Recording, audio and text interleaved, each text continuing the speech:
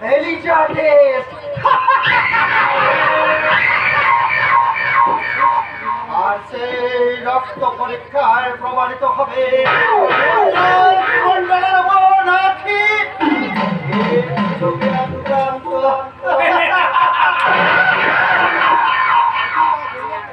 অতীতা যৌনকর্মী আখি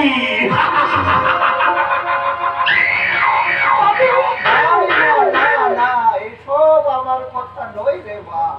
এ হচ্ছে কলকাতার নামে ল্যাবরেটরির রক্তের রিপোর্ট আর ডাক্তারের রিপোর্ট অমান্য করার অধিকার স্বয়ং আদালত। যেমন করে হোক ওই ছোট লোকের মেয়েকে বাড়ি থেকে দূর করে দিতে হবে, নইলে আমাদের মান সম্মান কিছুই থাকবে না ভাবি। যে মেয়ের জন্য আমাদের মান সম্মান বংশ গৌরব পায়ের নিচে গড়া করে যাবে, সেটাই সামন্ত বাড়ির বউ হতে।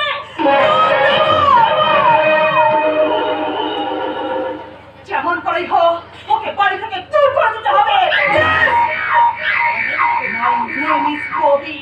ওই গরিব ছোট লোকগুলোর মধ্যে চমক মারাটাই আমার অনেক অনেক দিনের হবে। যাও, যেমন করে হোক কলকাতার কোনো ডাক্তারকে রাজি করিয়ে ওর রক্ত পরীক্ষা করাও। কিন্তু কোনো কিন্তু নয় রাজা, কোনো কিন্তু নয়। যত টাকা লাগে প্রয়োজন হয় আমি দেবো। তবু ওই ছোট লোক উল্লাস মন্ডলকে কিছুতেই আমি খেলায় জিততে দেবো না। আমার বিরুদ্ধে চক্রান্ত করে আমার মান সম্মান বংশ ভক্ষতার উপর আঘাত করে ওই উল্লাস মন্ডল হাসবে না, তা আমি কিছুতেই হতে দেব না। প্রয়োজনে ওর গোলা টিপে স্তব্ধ করে দিতে হবে ওই ছোট লোক দোকানের বিজয়ী আখি।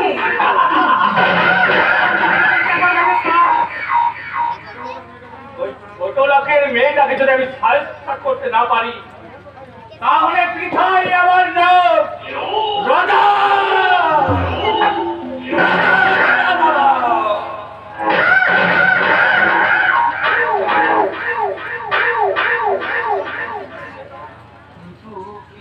অসাধারণ সুন্দর মেয়েটা বাবু, যেহেতু আজকে আমি আখির বড় দাদা, বড় দায় থেকে পল্লব আমাকে মুক্ত করেছে গো বাবু।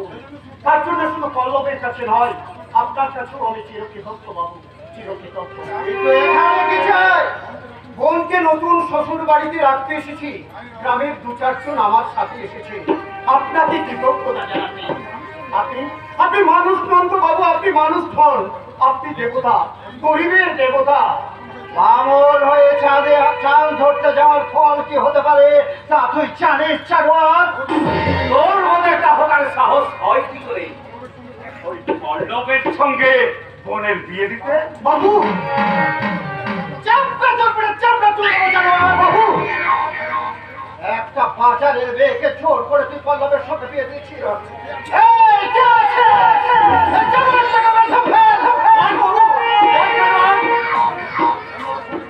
পল্লবের সঙ্গে তুই বোনের বিয়ে দিচ্ছিস কেন?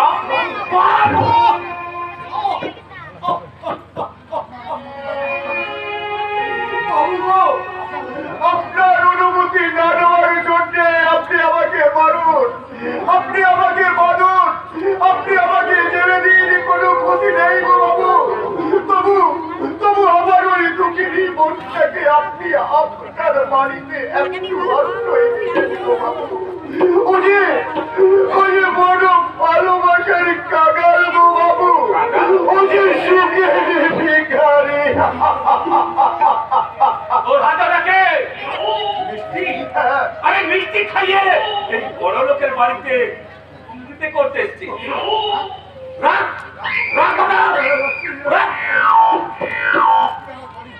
তোমার এই মিষ্টি আমার বাড়ির সমস্ত পরিচিত করতে হবে। ছোট লোক নইলে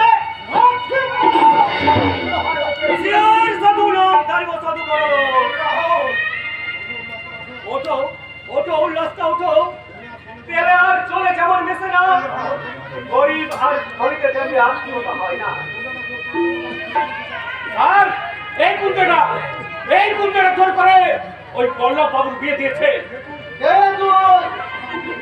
আমি সোনামুখী নির্যাতিত অবহেলিত রাম পরশুরাম।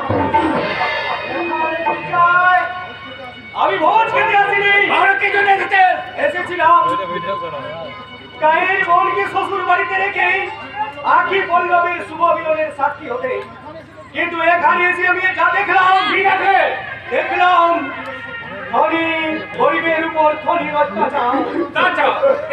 দেখলাম সাধুর মুখে অসাধু শয়তান।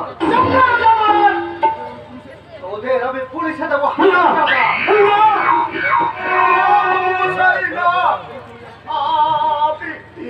আপনি আমাদের পুলিশে দেবেন না বাবু মশাই।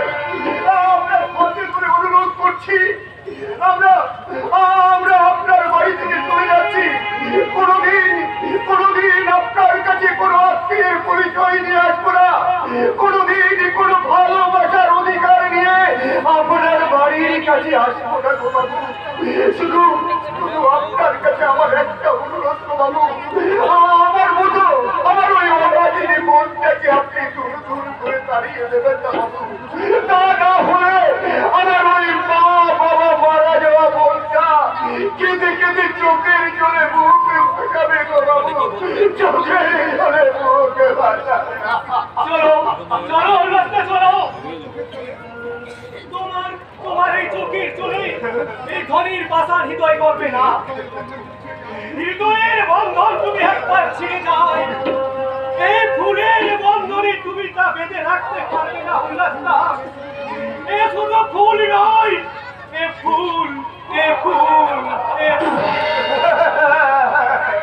তুমি ঠিকই বলেছ পুরুষরাম, তুমি ঠিকই বলেছ। এ শুধু ফুল নয়, এ হচ্ছে জীবনের বড় ভুল। ভুল আরে ভুল।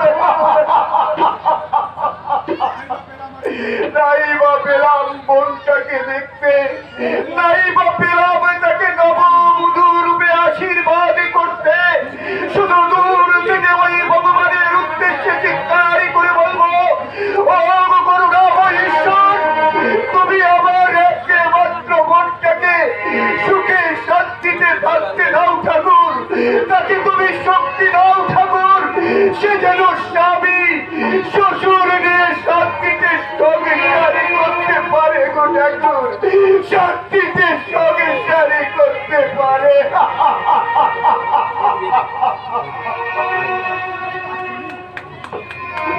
আজ আমি চলি শাসনমূলক ধনী সমাজের প্রতিনিধি। তবে ভালো করে চোখ তুলেছি, দেখো দুনিয়ার আকাশে উঠছে খেটে খাওয়া মানুষের বিপ্লবের ঝড়। আর সেই সর্বনাশ হবে ঝড়ের তাণ্ডবে, দেখে চুরমার হয়ে যাবে তোমাদের ওই স্বার্থ মহলা ইমারত। সম্পদের আভিজাত্যের লোভে আজ যাকে কুকুরের মতো লাথি মেরে দূর করে দিলে, একদিন সেই ছোট লোকের পায়ে ধরে বলতে হবে, তুমি মানুষ নও, তুমি শ্রুত, তুমি সত্যের শিল।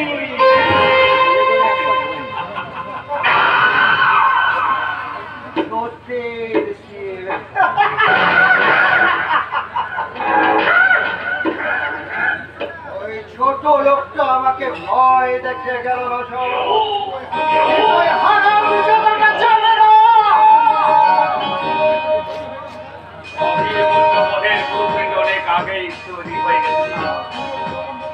ওই সুন্দরী চপল মধ্যে আগে না পরাক্রমে এই রজত রায় অনেক অনেক গভীরে নেমে যাবে।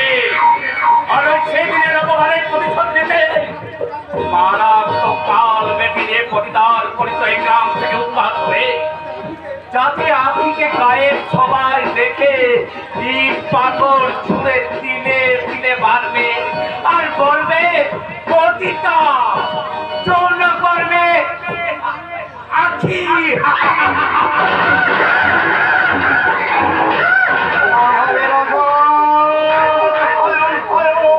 ভীষণ ভয়ানক খেলা।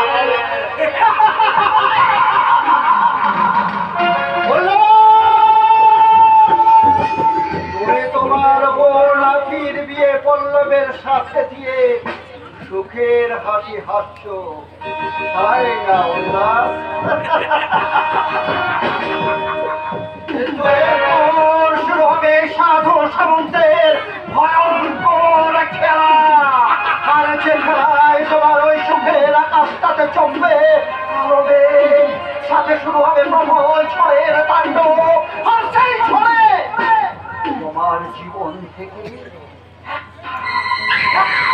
করে হারিয়ে যাবে তোমার সুখ, তোমার স্বপ্ন আর তোমার স্নেহের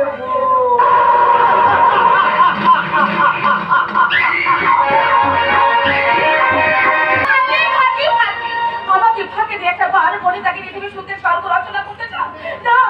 আমি কিছুতেই হতে দেবো না। এক এক করে তুমি আমার সমস্ত কিছু কেড়ে নিয়েছো, বাকি শুধু এই পিছিয়ে হারে গেছো। না, চাবুক দেখে হাত তুমি আমার কাছ থেকে কিছুতেই নিতে পারবে না, কারণ এটা আমার বাবার দেওয়া। কথা বলে সরম আগে তুমি ভোলাতে পারবে না। নাও জলদি নাও ওই হাড় গাছা।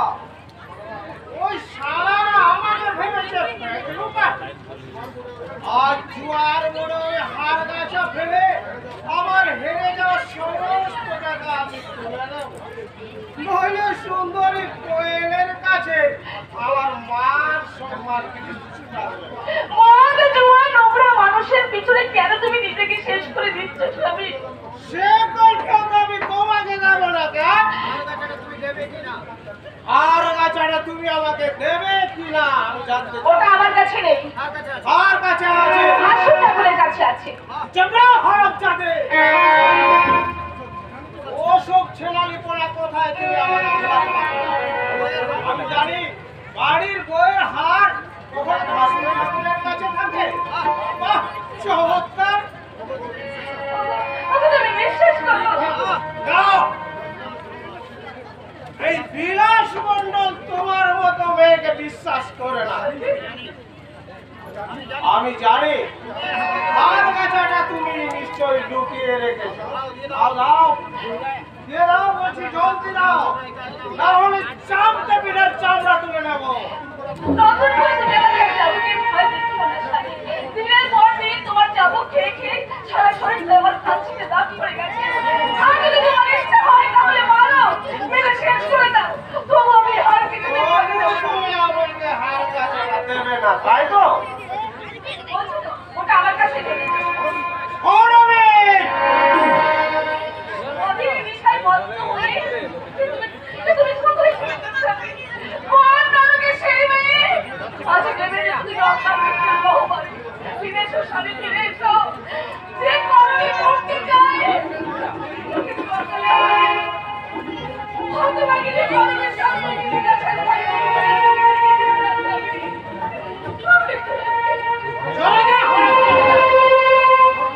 তোর মতো বাজারের মেয়ের উপযুক্ত শাস্তি হারামজাদা। আবার তুই বৌমাকে মারতে চাবুক তুলেছিস? দাদা ওরে বাঁদর, বৌমা যে হচ্ছে ঘরের লক্ষ্মী রে। আর সেই লক্ষ্মীকে তুই আলিক্ষির আসনে বসিয়ে যে হাত দিয়ে তুই চাবুক মারছিস, সেই হাতগুলো তোর আমি ভেঙে দেবো রে। জানো তুমি আর কখনো আমার সাথে তর্ক করবে না। এখন আমি জানতে চাই ও করবে আমাকে হাতটা দেবে কিনা। ওরে ওরে বিলাস, কি করবি? দাদা বলে মানবি না তো?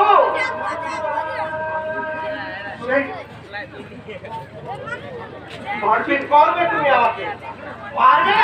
হ্যাঁ বিলাস, হ্যাঁ মারবো রে বিলাস, মারবো।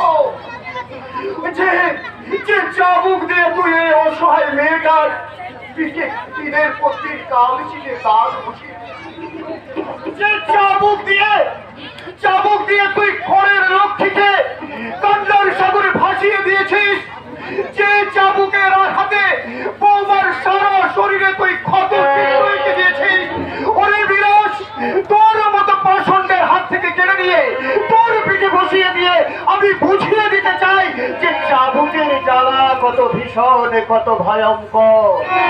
যদি যদি তুই আমার ভাই না হয়ে অন্য কেউ হতিস, ওরে বিলাস, মা বাবা মারা যাবার পর তোদের দুই ভাই বোনকে আমি কোলে পিঠে করে মানুষ করেছি। আমি হকারি করে তোকে বিয়ে পাস করিয়েছি, লোকের কাছে ঋণ নিয়ে আমি তোকে তোকে তোকে কলেজের পরীক্ষায় পাস করিয়েছি। নিজে না গিয়ে তোদেরকে খাইয়েছি, নিজের সুখ স্বচ্ছন্দ স্বপ্ন আশা আকাঙ্ক্ষা আমি আমি তোদের জন্য বিসর্জন দিয়েছি রে বিলাস। তাই তো দাদা হয়ে তোর সমস্ত অন্যায়, তোর সমস্ত অত্যাচার, তোর সমস্ত স্বেচ্ছাচার আমাকে আমাকে জানিস বিলাস, মুখ বুঝে সহ্য করতে হয়। তাই আমি তোর বড় দাদা হয়ে তোর কাছে হাত জোড় করে অনুরোধ করছি রে ভাই, ফিরে আয়, ফিরে আয় রে ভাই, ফিরে আয় ওই অন্ধকার জগৎ থেকে, ওই আলোই ফিরে আয়। একটা রেলের হকার আমাকে জ্ঞান দেবে আর আমি তা শুনবো? কথা তুমি ভাবলে কি করে? হার গাছাটা কার কাছে আছে তাই বলো। হার গাছা যার কাছেই থাক রে বিলাস, ওই হার গাছা তুই পাবি না, পাবো না। হার বিলাস না, পাবি না, পাবি না, পাবি না। কারণ ওই হার গাছা বিবেক কাকা বৌমাকে গলায় পরিয়ে মা লক্ষ্মী হিসাবে এই বাড়িতে পাঠিয়েছে। লক্ষ্মী? তাহলে এখানে নারায়ণটাকে? তুমি কি বলছো? ঠিকই তো বলছি। গায়ের সবাই আর আগে আপনাদের যা বলে বলে সে বিলাস মণ্ডলের বউ তার ভাসুরটা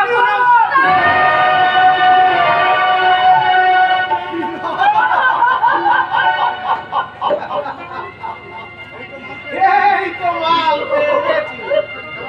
যাই আবার ওই জোয়ার করে এই হার গাছা দান ধরে আমাকে ফেলে যাওয়ার সমস্ত টাকা আমি তুলে নিই। আর তোর ওই রূপসী কোয়েলে রূপের অহংকারের আমি একটা উপযুক্ত জবাব দিয়ে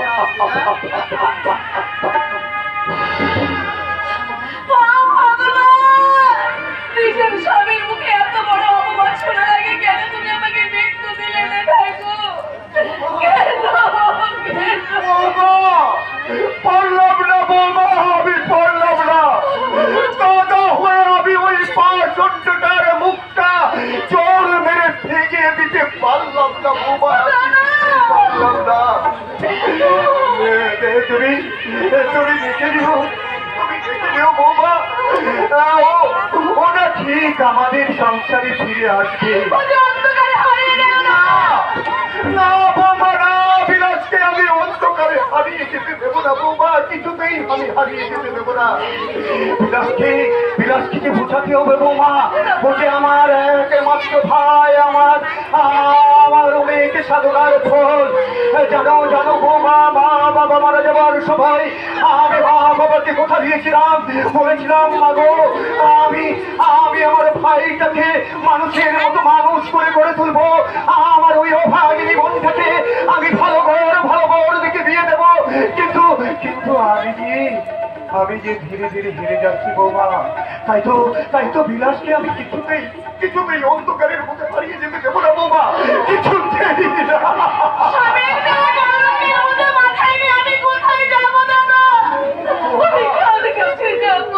বৌমা, মহাভারতের মহানায়ক ভীষ্মকেও একদিন কলঙ্কের বোঝা মাথায় নিতে হয়েছিল বৌমা, আর আমি তো সামান্য রেলে হকার। দুদিন পরে ও ঠিক আমাদের সংসারে ফিরে আসবে গো বৌমা। না বৌমা না, বিলাসকে আমি কিছুতেই কোনো অবস্থাতেই ওই অন্ধকারের পথে যেতে দেব না। ও যে আমার ভাই, ওকে আমি ফিরিয়ে নিয়ে আসবোই বৌমা, ওকে আমি ফিরিয়ে নিয়ে আসবোই। আমি দেবতার মতো ভাষণ পেয়েছিলাম, আমি দাদা পেয়েছিলাম, কিন্তু আমি এমনই হতভাগিনী, আসলে সংসার মেয়ে অভিশাপে পেলাম না। আপনার ছন্দ ছাড়া ভাইয়ের কথা আপনি কিছু মনে করবেন না। আমার স্বামী আমার মাথায় যতই কলঙ্কের মধ্যে চাপিয়ে দিক না কেন, পাড়ার লোকে আমাকে আপনারা যা কিছু বলেন না কেন, আপনি জানবেন আপনি আমার দাদা। আর এই ঝড়ে যাওয়ার পরও কি আপনার বৌমা!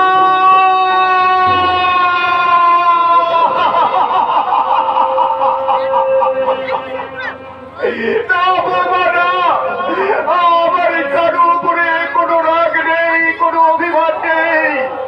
আমি যে সংসারের বড় বৌমা, সংসারের বড় থেকেও কোনোদিনে রাগ করতে হয়, করতে হয়। জানো জানো বৌমা, জানো ওই ভাই আর বোনটাকে আমি এইটুকু থেকে মানুষ করেছি। যখন তাদের খিদে পেত তখন আমি অন্য লোকের বাড়ি থেকে খাবার নিয়ে এসে তাদের মুখে অন্ন তুলে দিয়েছি। কত আশা, কত স্বপ্ন নিয়ে আমি এই সংসারটাকে বড় করে তুলেছি বৌমা। তাই ওখানে আমি এই সংসারটাকে ছিন্ন হতে দেব না বৌমা।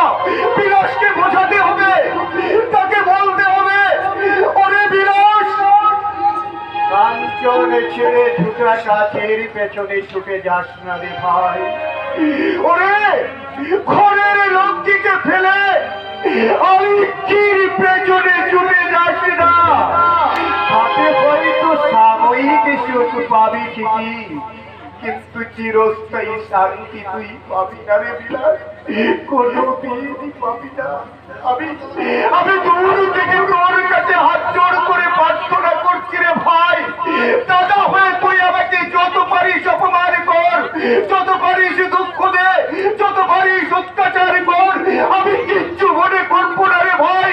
তবু তোরা দুইজন নিজেকে ভালোবেসে একটা সুখের শান্তির স্বর্গ করে তুল রে ভাই, সুখের শান্তির স্বর্গ। এই সংসার যদি স্বর্গ হয়, তবে সেই স্বর্গ থেকে আজ আমার বিদায় দাদা। এ আখি, কি হয়েছে রে বউ, তুই এখানে? ওরা আমাকে পাঠিয়ে দিল দাদা। সে কি? কি আর বলবো বড় বাবু, ওই ৫০০ মানুষ নয়, মানুষ নয়, ওরা শুধু টাকাই চেনে, মানুষ চিনলি নি তো, তুইও চিনলি না। তুই কি বলছো ভাই? আখি, আখি, ওরে বলছি আমার, কি বলছিস? তোদের কথার মাথা মুন্ডু আমি তো কিছুই বুঝতে পারছি না। আমার জীবন আমাকে নিতে দিচ্ছে না দাদা, আর তোমার মাথায় পড়েছে বিনামে গিয়ে মরে।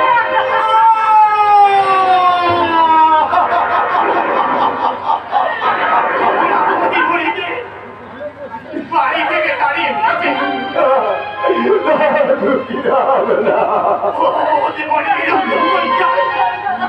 ধরা মরেছে কামাল বেদি পাতাতে চড়াই না, বাড়ি না, বাড়ি না, আমি কিচ্ছু বাড়ি না, ওদের আমি আপনি ছোঁয়া লাগলে বিস্তারি নেই, তাহলে না খেতেও দেই না, পোষা কুকুরও তবু যত্ন পায়, কিন্তু বৌদি মরি তা পায়নি। ডাক্তার জবাব দিয়েছে, বাবু বলল ওকে লাথি মেরে বাড়ি থেকে বের করে দে। কেউ ছুটি চাইনি গো, কেউ ছুটি চাইনি, কোনো ডাক্তার দেখতে চাইনি। তাই ভাবলু আমি তো যাবো, সবাই রোগের ভয়ে পালিয়ে গেল, আমার তো মরতে ভয় নেই। যাদের বোন তাদের ঘরে দিয়ে আসি, তারা নিশ্চয় কোনো খেতে দেবে। কিন্তু কিন্তু বললো আজ ১ মাস বাড়িতে ব্যবসার কাজে বাইরে গেছে। তোমার দিদি মরিকে খালের মেঘ খালে রেখে খোঁজা দিয়ে গেছে। রাত মুখ বুঝে তো জমন করতে আমি যাবো, তাই চোখে দেখো প্রীতিবাদ করতে পারিনি। বলির মুখ পাটা কান্না আমি সহ্য করতে পারিনি।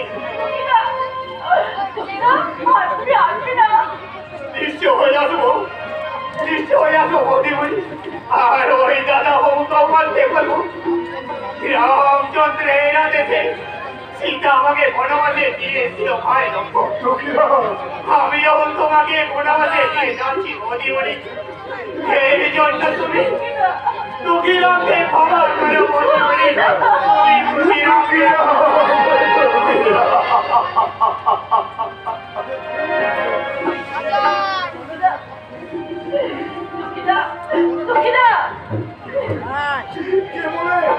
কে বলে কোনো পথ খোলা নেই রে বোন।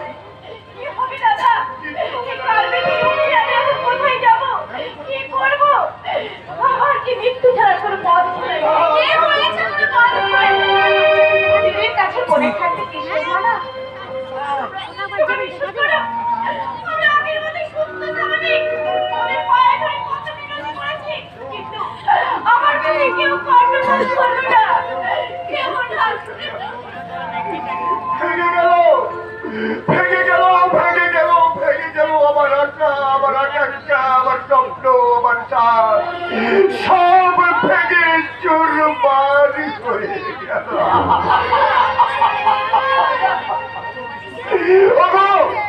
অগণিষ্ঠর ভগবান উত্তর দাও, উত্তর দাও।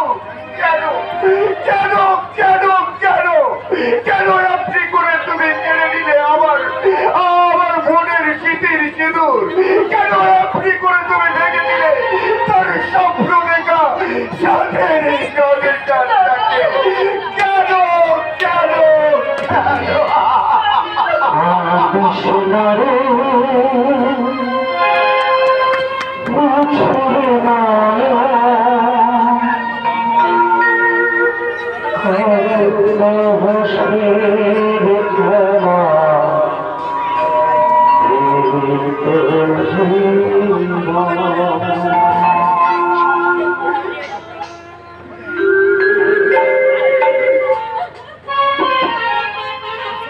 জীবনে আঘাত আসবে আসবে, দুঃখ ভাঙা চেতনা হৃদয় ভাসবে।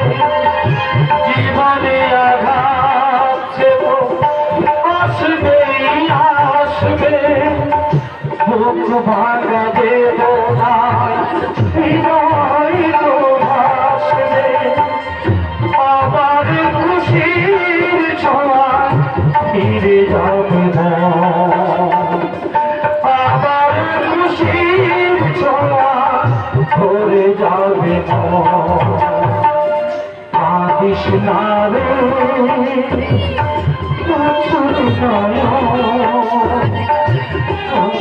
হসির খেলা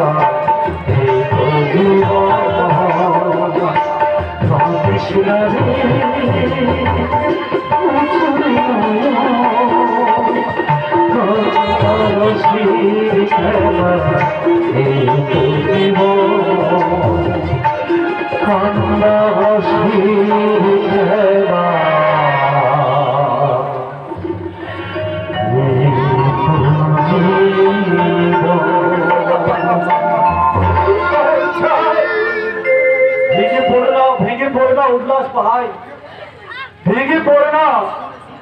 জীবনে সুখ যেমন আছে তেমনি আছে দুঃখ।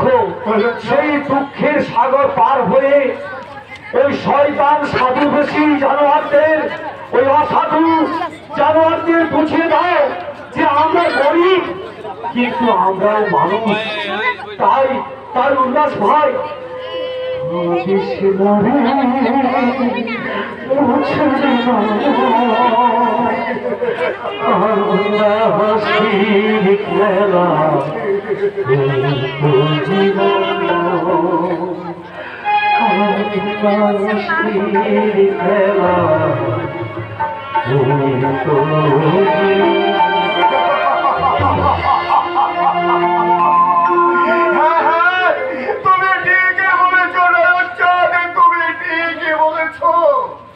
সত্যি আমরা গরিব কিন্তু আমরাও তো মানুষ, আমাদেরও তো অধিকার আছে এই সমাজ সংসারে বেঁচে থাকার অধিকার।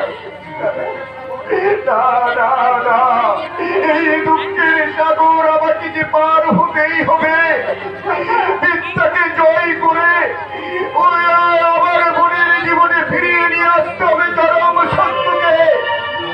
তাই এই উল্লাসে বেঁচে থাকতে আমার বোনের স্মৃতির সিঁদুর আমি কিছুতেই বুঝে দিতে দেব না, কিছুতেই আমার বোনটাকে আমি তিলি তিলি করে বিন্দুর দিকে টেনে দিতে পারবো না, কিছুতেই না।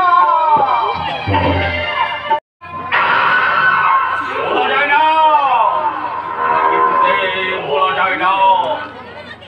ওই দীঘল হরিণ চোখ আর মিষ্টি হাসি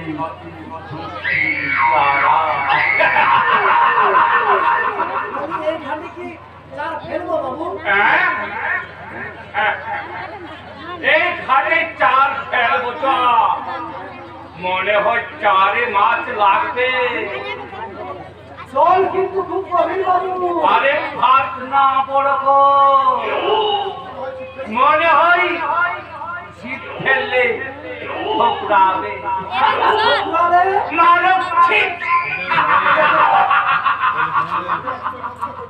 উঠে আসবে মৎস্য কন্যা।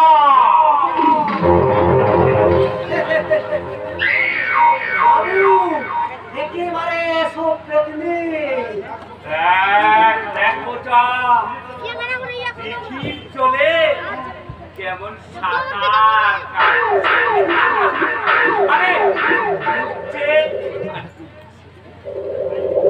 উঠছে আর মাছ কিন্তু ছিপে গেছে, তুলতেই হবে বোঝা।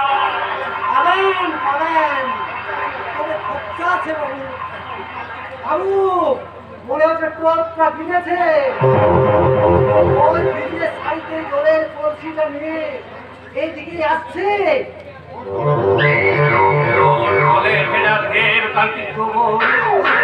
আমাকে পাগল করছিল বোঝা।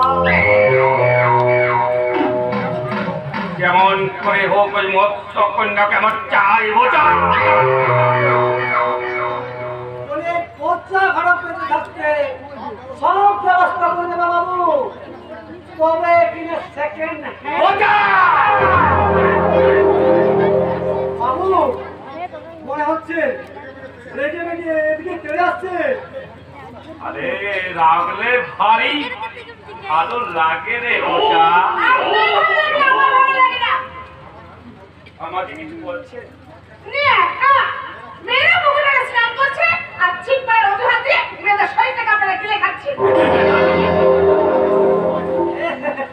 তাজা পড়েছ মায়ের। কি আগে বাড়ি কথা বলছে? কাজের কথা তুমি কানের মায়ের ধরে তাহলে এই মুহূর্তে থেকে পালিয়ে যাবে, নইলে আমার ভাষাটা তো শুনতে পারলে এই দিঘির জলে আপনাদের সবাইকে 100 খানা ডুব খাইয়ে ছাড়বে।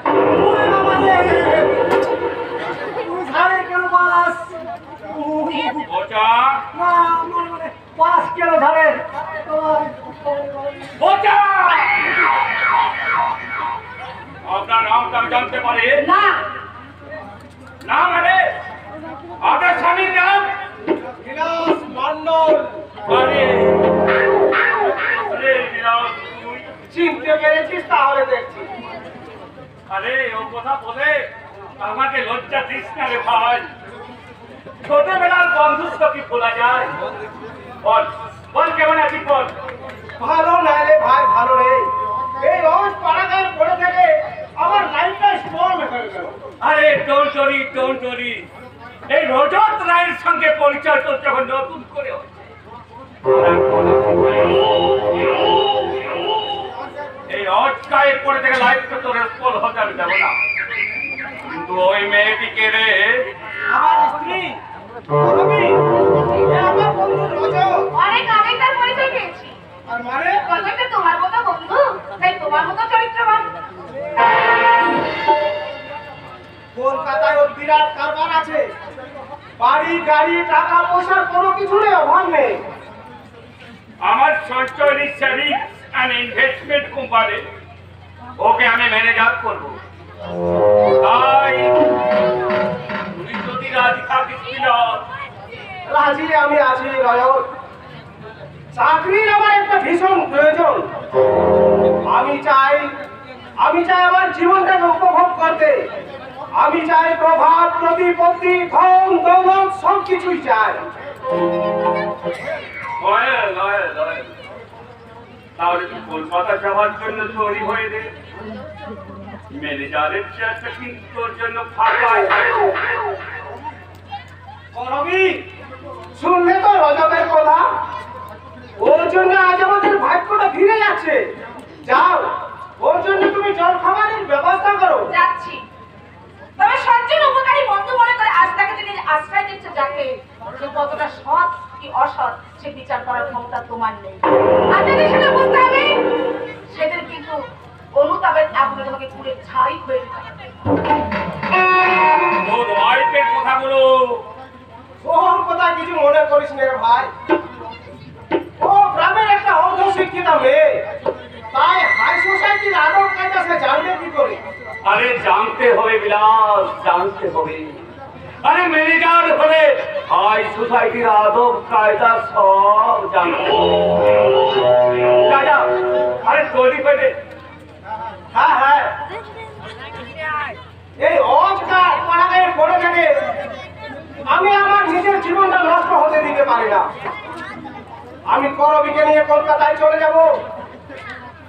আমার এই দুঃখের কালো রাত্রির অন্ধকার ঘুচে গিয়ে আবার আমার জীবনে উঠে আসবে নতুন সূর্য। অমাবস্যার কালো রাত্রি শেষ করে আবার আমার বোনের জীবনে সুখ চলবে। আবার সে হাসবে, আবার সে গাইবে, আবার শীতের সকালে পাখির কুজনে বিহঙ্গিত হবে তার মন। কিন্তু তার জন্য তো চাই অনেক টাকা। আমি বলছিলাম কি ভাই, আমাকে কিছু টাকা ধার দিবি, পরে তোকে আমি শোধ করে দেবো।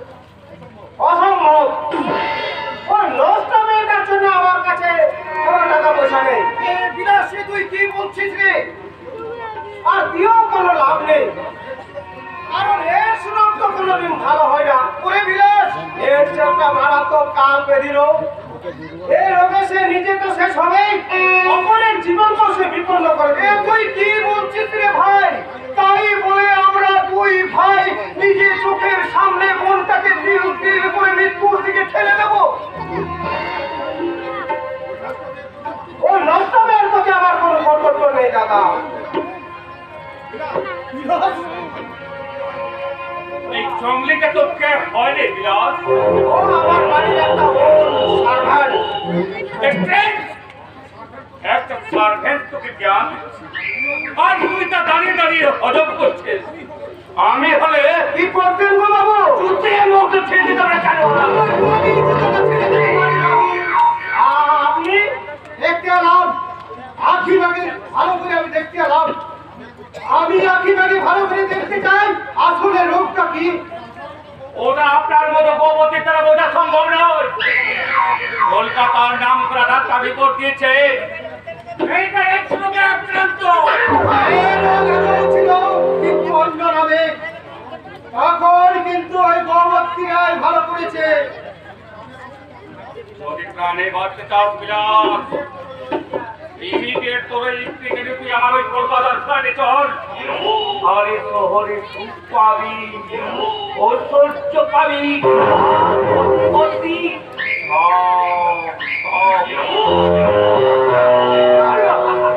আর যদি আবার যেটা হবে।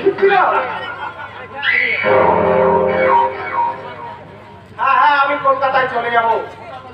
মোটা টাকার চাকরির অফার পেয়েছি। আরে তাছাড়া আমাদের তো জীবনে একটা ভবিষ্যৎ আছে।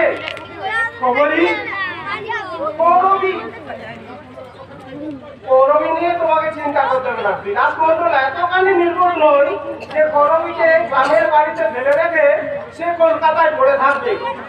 এটাই কি তোর শেষ কথা রে ভাই? হ্যাঁ, এটাই আমার শেষ কথা।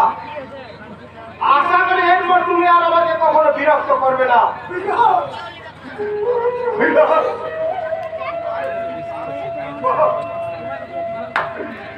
বাহ, বাহারে পৃথিবীর বাহ।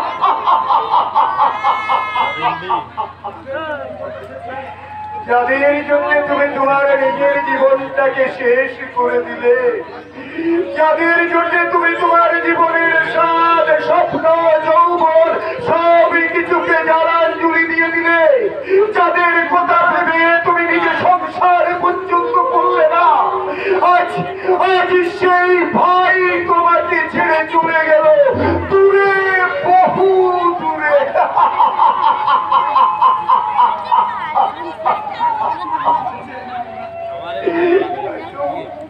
তাই তো ডাক্তার কাকা, তাদের কথা শুনে আমার কি মনে হচ্ছে জানো? ভুল কাকা, ভুল, বড় ভুল করেছি গো জীবনে, বড় ভুল করেছি। আচ্ছা আচ্ছা ডাক্তার কাকা, আমার একটা প্রশ্নের তুমি উত্তর দেবে গো ডাক্তার কাকা, একটা প্রশ্নের উত্তর তুমি দেবে? বলো না, বলো না ডাক্তার কাকা, ওই ওল সার্ভের মানেটা কি? পুরনো চাকর।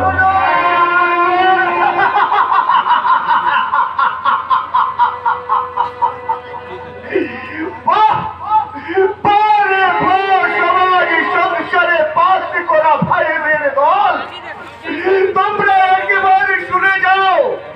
শিক্ষিত ভাই, বিয়ে পাস করা ভাই, সুট বুট পরে তারই বড় দাদাকে বলছে ওল্ড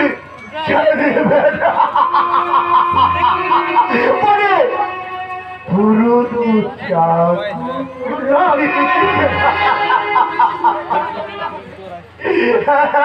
তুই ঠিকই বলেছিস রে ভাই, তুই ঠিকই বলেছিস। চাকর না হলে কেউ কি নিজের ভাই বোনের জন্য সমস্ত কিছুকে বিসর্জন দেয়? দেয় না রে ভাই, দেয় না। তাহলে আমিও তোর মতো স্বার্থপরের মতো জীবনযাপন পালন করতে পারতাম। যাক ডাক্তার কাকা, যাক, সবাই চলে যাক একে একে, সবাই আমাকে ছেড়ে, এই হকার উল্লাসকে ছেড়ে, এই সংসার ছেড়ে, এই সোনামুখী ছেড়ে সবাই চলে যাক, চলে যাক, চলে যাক কাকা, চলে যাক।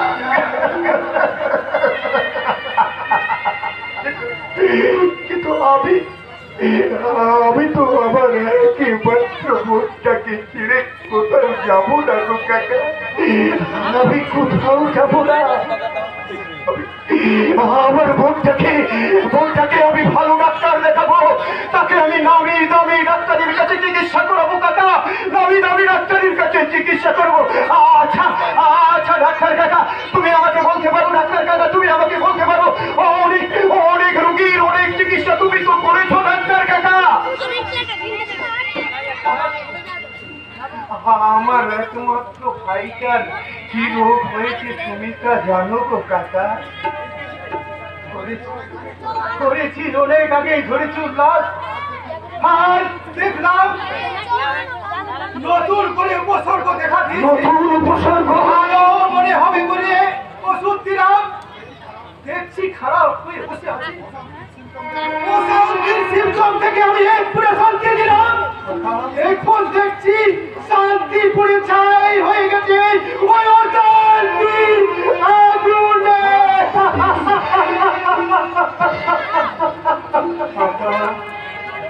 ডাক্তার কাকা,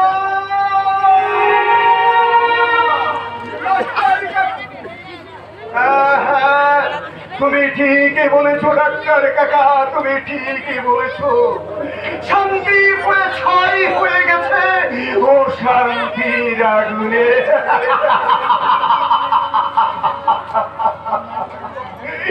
ভাগ্য, সবই আমার ভাগ্য। নাহলে ছোট ভাই তার একমাত্র দাদার পরিচয় কোনদিন সমাজের বুকে দিতে পারে যে সে একটা ওল্ড সার্ভেন্ট, পরে পরে পুরনো চাকর, পুরনো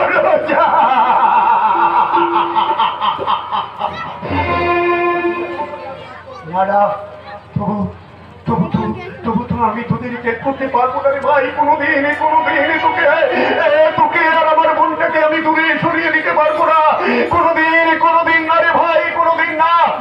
আমি আমার একমাত্র বোনকে ভালো ডাক্তার থেকে কলকাতার নামি দামি ডাক্তারের কাছে চিকিৎসা করবো। তার জন্য যত টাকা প্রয়োজন হয় এই উল্লাস সমাজ জড়ো করবে। আমি প্রয়োজন হলে চুরি করবো, ডাকাতি করবো, দরকার পড়ে মানুষই করতে পারবো।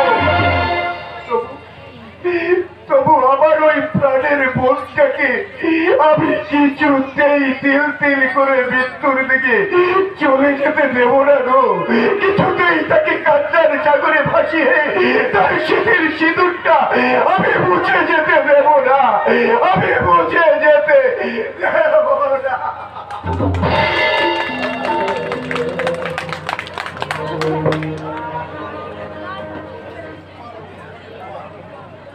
অসহ্য ওই হকার উল্লাসের বোনকে আমার পুত্রবধূ হিসাবে কিছুতেই সহ্য করা যায় না। একটা ছোট জাত শিডিউল কাস্ট আমার মান সম্মান অভিযাত্রী ছিড়িমিড়ি খেলবে, তা কখনোই মেনে নিতে পারবে না এই অঞ্চল প্রধান সাধু। তাই তো আমি কৌশলের আশ্রয় নিয়ে মেয়েটাকে বাড়ি থেকে বের করেছি, আর এমনভাবে সেটা করেছি যাতে শুধু আমার সংসার নয়, আমার সংসার নয়, এই জগৎ সংসারের জায়গা জায়গা না হলো আমার হৃদয় সংসার থেকে ওকে কেউ তাড়াতে পারবে না বাবা। কি বলো, তুমি ফিরে এসছো? ফিরে না এলে এত বড় জঘন্য চক্রান্ত আমার কাছে যে অজানায় থেকে যেত। চক্রান্ত? কিসের চক্রান্ত বলো? বধূ নির্যাতনে। শহর থেকে ফিরে এসে শুনতে পেলাম আখিকে বাড়ি থেকে দূর করে দেওয়া হয়েছে, কিন্তু কিসের অপরাধে? তুমি ঠিকই শুনেছো পল্লব। আচ্ছা পল্লব, তুমি যে এই সমস্ত প্রশ্নগুলো আমার কাছে করছো, তুমি কি আমার কাছে কৈফিয়ত চাইছো পল্লব? হ্যাঁ চাইছি। আমি জানি বাবা, আমার এই প্রশ্নের জবাব দিতে তুমি পারবে না। অত্যাচার অপমানে আখিকে বাড়ি থেকে তাড়িয়ে দেওয়া হয়েছে। মিথ্যে কথা পল্লব, এই সমস্ত টাকা মিথ্যে। তুমি কি জানো ওই অসভ্য লোকের মেয়েটা আমার মান সম্মান নিয়ে খেলেছে, আমার তোমার কথা আমি বিশ্বাস করি না বাবা। পল্লব, জন্মের পর থেকে আমি তোমাকে ভালো করে চিনি বাবা, আর আমার হৃদয়ের ভালোবাসা দিয়ে আখিকে যে আমি ভালোবাসি। নাম চুনকালি দেওয়ার মেয়ে সে নয়, হে আকি বাতাসের তোলাই ভাসে, দুঃখের পাথর বুকে আঁকড়ে আসে, সূর্যের প্রখর তাপের মতো অত্যাচারের চাবুক পিঠ থেকে সহ্য করে তবু নিজেকে ছোট করে তুল্য শ্বশুর মশাইকে সে অপমান করে না বাবা। বাহ পল্লব, বাহ বাহ, ওই ছোট জাতের মেয়েটা দেখছি তোমার মাথাটা বেশ ভালো করে। না বাবা না, চিবিয়ে তো মাথা কখনো নিজে চিবিয়ে খায় না বাবা। পল্লব, তুমি বোধহয় জানো না ওই মেয়েটা দুরারোগ্য, এর সঙ্গে আক্রান্ত।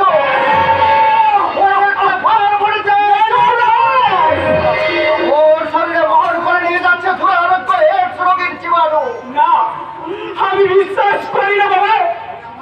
এটা আমার কথা নয় রে পল্লব, এ হলো কলকাতার নাম করা ল্যাবরেটরি রিপোর্ট। আপনি HIV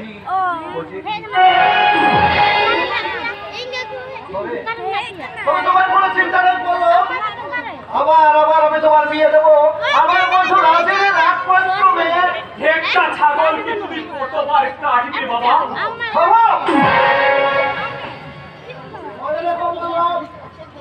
এই অঞ্চল প্রধান সাধু সামন্ত অবাধ্য সন্তানকে সায়স্তা করতে চায়। সন্তান সায়স্তা করার আগে নিজের বিবেকটাকে সফল করে গৃহলক্ষ্মীর প্রথম ছিল বাবা। কোথায় যাচ্ছ পল্লব? আখির কাছে। কিছুটাই যাওয়া চলছে না। আমি তাকে বাড়ির সমস্ত সংসদ থেকে ত্যাগ করেছি। বাবা, আমি স্বেচ্ছায় তোমার অঞ্চল ভাগ করে চলে যাবো ওই পর্ণ কুঠিরে বাবা। তুমি কি জানো বললো এর কত বড় ভীষণ সংখ্যাবক?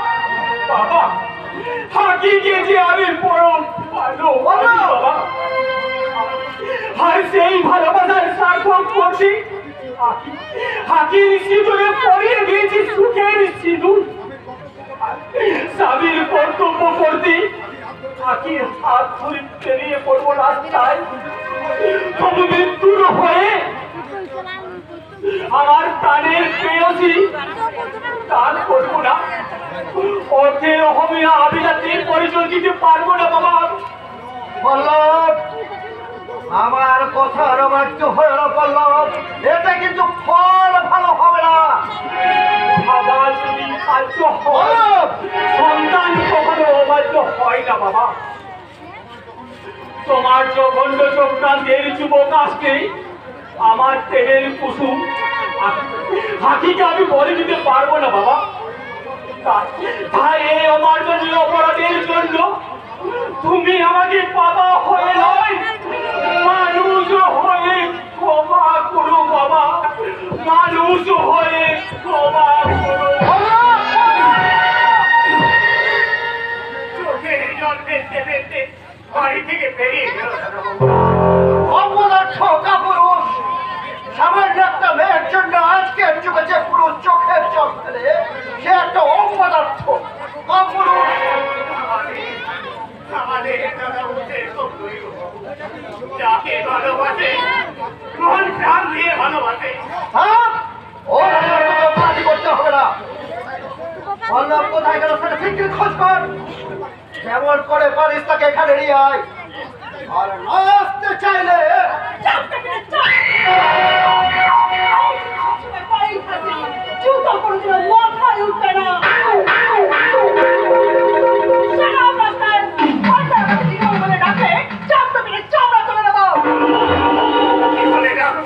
এম সাহেব বলে ডাকবি। খোঁজ কর, খোঁজ কর, পল্লব কোথায় গেল সেটা যত শীঘ্র সম্ভব খোঁজ কর। যাচ্ছি সাহেব। সাহেব, মেয়ে যদি ম্যাম সাহেব হয়, বাবু সাহেব না হলে কি মানায়? এ বেটাও দেখছি আমাকে কে আন দিয়ে গেল। হ্যাঁ শোনো ববি, তোমার দাদা কলকাতা থেকে ফিরে এসেছে, আর ফিরে এসে ওই অসভ্য একসাক্রান্ত মেয়েটার জন্য কেঁদে একেবারে আকুল।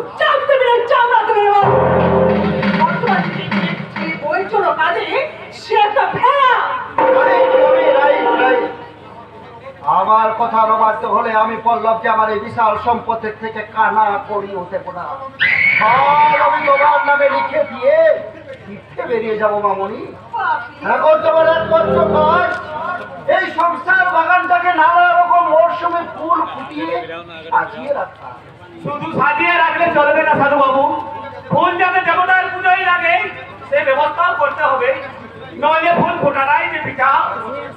এসো এসো সব্রত, তা হঠাৎ এই গরিব ছোটরে তার বাড়িতে?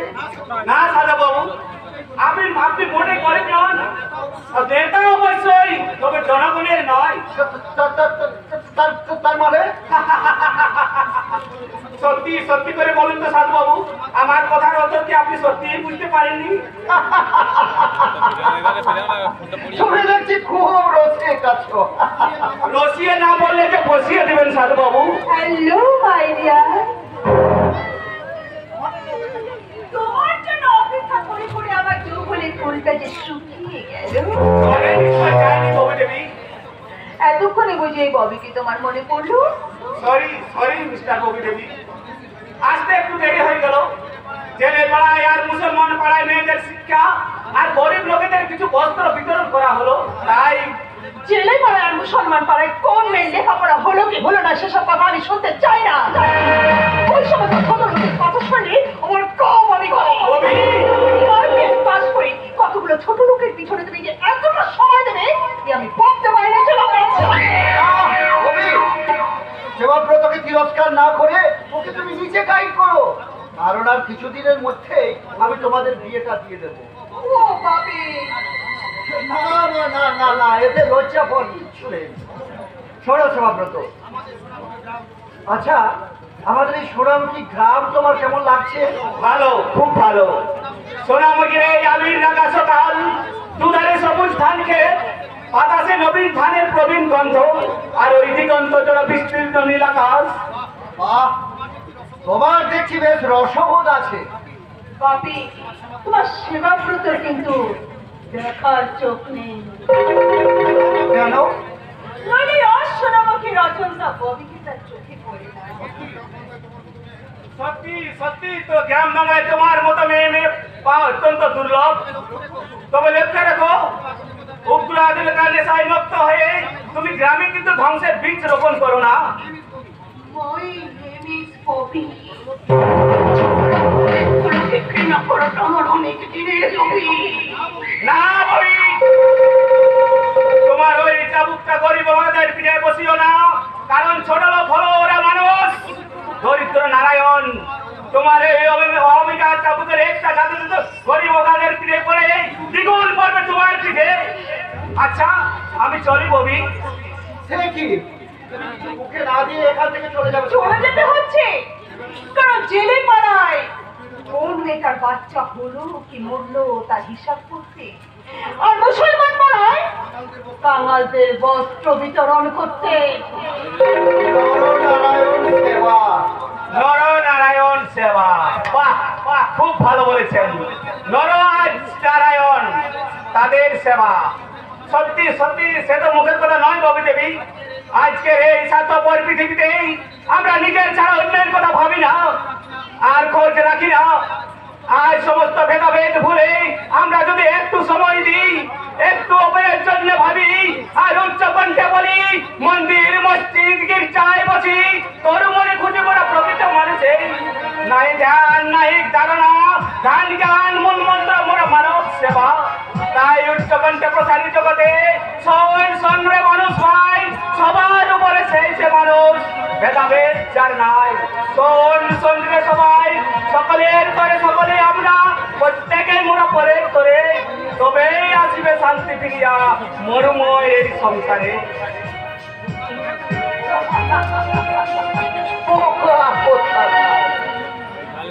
আচ্ছা মশাই, তাই হবে। আগে আমি তোমার জীবন সঙ্গিনী হই, এই ববের দেহ অরণ্যে আগে আমি তোমাকে বন্দি করি, তারপর তুমি বুঝতে পারবে কি স্বপ্ন লুকিয়ে আছে এই সুন্দরী তম্বি ববির মনের মন্দির। My name is Bobby. এই বাড়ি বাড়ি পুরুষ পাল্টানো আমার অনেক অনেক দিনের হবি। আপনার হবি জাতির হাহাকার।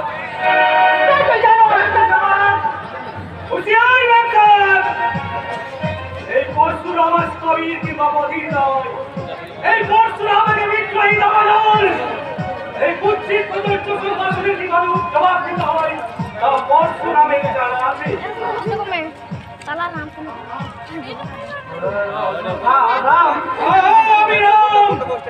আমি ঐশ্বরাম কি নির্যাতিত অবহিত পরশুরাম।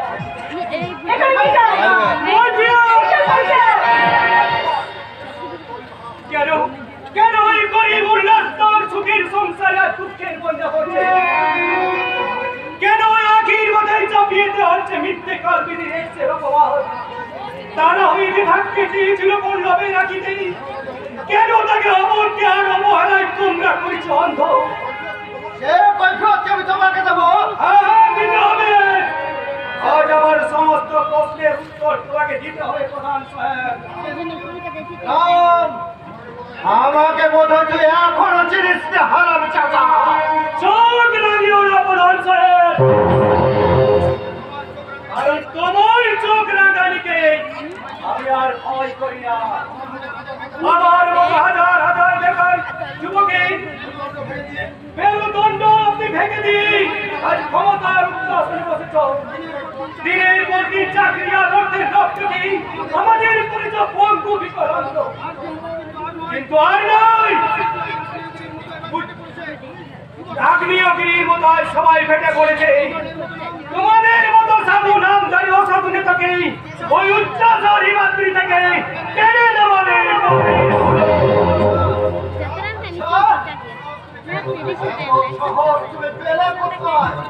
যদি বলি ওই মেঘের বিদ্যুৎ থেকে সমুদ্রের গর্ভ থেকে তুলে আনা ওই অক্টোপাসের বাহু থেকে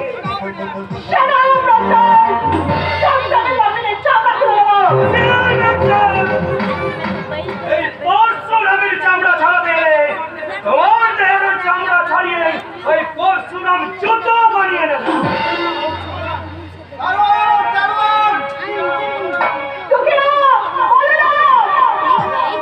আরে যে রামকে তোমরা ডাকো না কেন? আমার নাম হলো পরশুরাম। জবাব দাও, জবাব দাও, সমস্ত কেন ওই হাতির ছবির চলে ফেলতে ফেলতেই তোমার ঘরে থেকে চলে যেতে হচ্ছে? কেন ওই গরমের সুখের সংসারে বিরাজকে করিব দাবার ঘুটি? কেন পল্লবের মতো ওই সহজ সরল নিষ্পাপ জীবনী তোমরা ঠেলে দিয়েছ কালকে ফিরতি?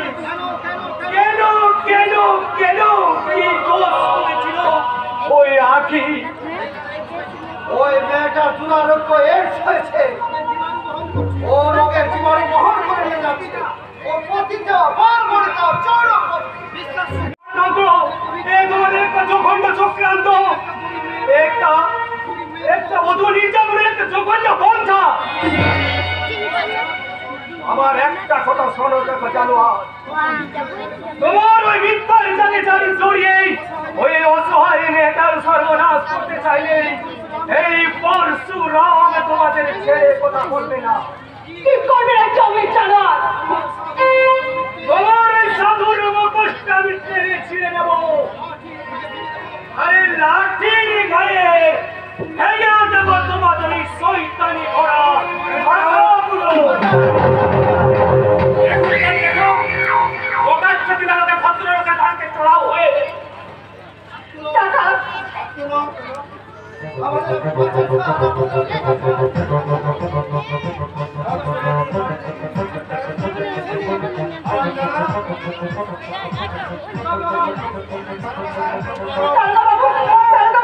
এই গোটা আমার সব কিছু কেড়ে নিয়েছে।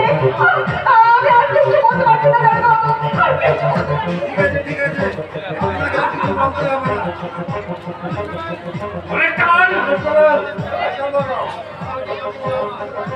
ওই হারামজাদা যেন 5 বছর আগে চাবির কিছুতেই না পাই, আমার 50,000 টাকা